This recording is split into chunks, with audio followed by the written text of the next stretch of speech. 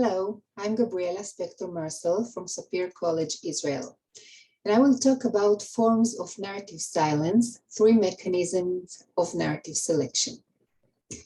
So narrative researchers widely acknowledge that when we interpret stories, we need to attend not only to what is said in them, but also to what is left unsaid. However, the discussion on the topic of narrative silence is mostly theoretical. How to identify empirically the unsaid in stories seems to be underdeveloped. There are several suggestions in this direction, a central one being the important work of Annie Rogers and colleagues on the languages of the unsayable. But we still have much work to do in developing nuanced vocabulary and practical means to identify silences in stories. I wish to add to this effort by offering a framework that can assist researchers to trace silence in stories, distinguishing between different types of narrative silence. So as a starting point, I want to state my perception of narrative as text using Bamberg's distinctions. In this view, narrative is an overt text rather than an internal or imagined structure. And it is a particular type of text characterized by sequence, namely temporality, and consequence, an endpoint, an overall message. The framework I suggest to identify narrative silence in narrative texts draws from the model I developed for narrative analysis termed mechanisms of narrative selection.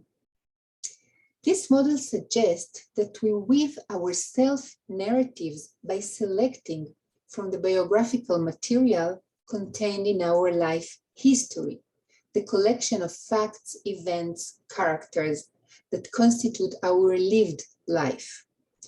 This process, whose product is the story's endpoint, the overall message, is conducted via 6 mechanisms of narrative selection. 3 mechanisms refer to what is reported in the narrative.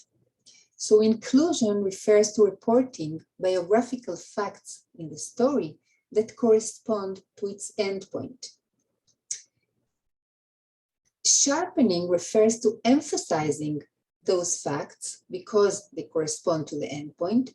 And flattening refers to minimizing biographical facts that are either irrelevant to the endpoint or contradict it.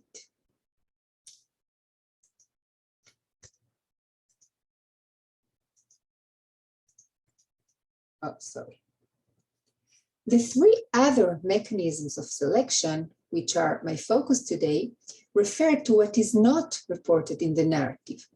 So omission refers to non-reporting biographical facts that are irrelevant to the endpoint. Silencing refers to non-reporting biographical facts that contradict the endpoint. And what I term appropriate meaning attribution refers to conferring to biographical facts a significance that corresponds to the endpoint. These mechanisms also constitute a sort of silencing because highlighting a particular significance of an event or life period inherently obscures the alternative meanings. So I suggest that omission, silencing, and appropriate meaning attribution are 3 forms of narrative silence. I will now try to demonstrate these 3 mechanisms by referring to a study I've conducted on the life stories of Sabra senior officers in old age. So a quick cultural background. Sabra is a term for the new Jew that the Zionist revolution yearned to create to replace the rejected diaspora old Jew. The Sabras are the members of a generation that grew up under the British mandate in Palestine, and they were perceived as human embodiments of the image of the Sabra. They were socialized upon Zionist collectivistic values, which prepared them to serve the homeland and establish a Jewish state by military activity. Senior officers were the clearest Sabra ideal. They embodied the Sabra master narrative of a young ideologist man who dedicates his life for the national collective as a military commander. However, these Sabra models grew old, thus distancing themselves from the young military ideal. My interest in this study was to find out how these men, already in their 70s, manage this gap between the Sabra youth ideal and their aging body and their advanced age. So I conducted two-part narrative interviews. In the first part, I asked 23 Sabra officers in their 70s to tell me freely their life stories with no guidance, with no interference throughout. And in the second part, I asked questions about their past and present lives. The narrative selection in the officers' life stories clearly formed a Sabra endpoint. They claimed an identity of a non-old Sabra military masculine man who dedicates his life for the homeland. To do so, they included and sharpened biographical facts that correspond to the Sabra master narrative. But the Sabra endpoint was clear not only from what was said, but also, and not less importantly, from what remained unsaid. So the stories omitted life facts irrelevant to the Sabra master narrative. They silenced life facts contradicting it, and they attributed appropriate meaning, namely meanings that correspond to the Sabra master narrative, to biographical facts. So let me demonstrate now these three mechanisms with real examples. Omission refers to non-reporting biographical facts, events, and periods that are irrelevant to the Sabra endpoint. So the stories omitted this kind of information. What kind of kids were the narrators? What were their character traits, their hobbies? What about their relationships with their parents, their friends? Who were their siblings? What about early loves? All this was omitted from the stories because it's irrelevant to a Sabra endpoint. Silencing refers to non-reporting biographical facts, events, and periods that contradict the Sabra endpoint. This mechanism is much stronger than omission. So to mention one example, the diaspora, which is a clear a contrast to the Sabra endpoint. So life facts identified with the diaspora Jew were not reported in the story. They were silenced.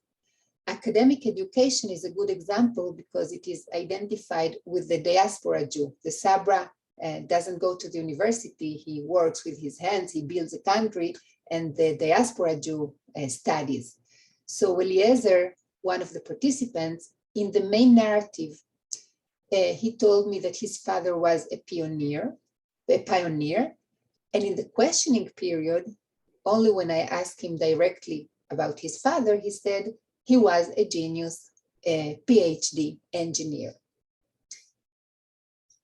Also, life in the diaspora was not reported. For example, Ze'ev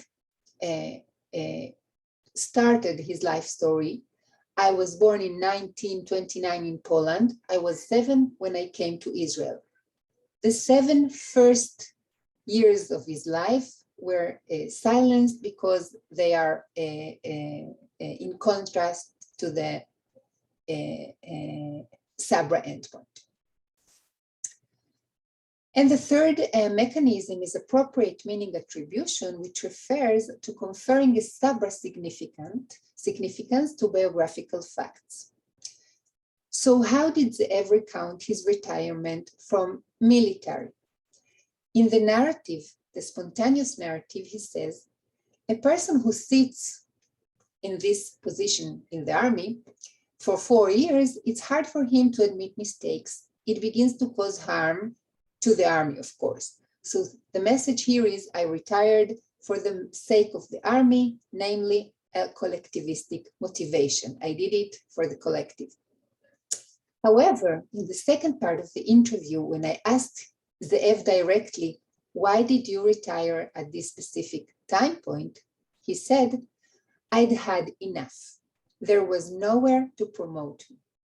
So the message here is, I retired for my own sake, namely an individualistic motivation that was totally missing in the life story. So summing up, these three mechanisms of selection, omission, silencing, and appropriate meaning attribution offer a theoretical understanding of the different types of narrative silence.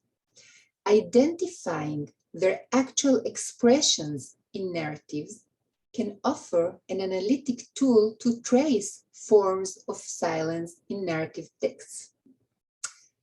Importantly, the three mechanisms that address the unsaid in narratives should be regarded vis-a-vis the three mechanisms that address what is said in them.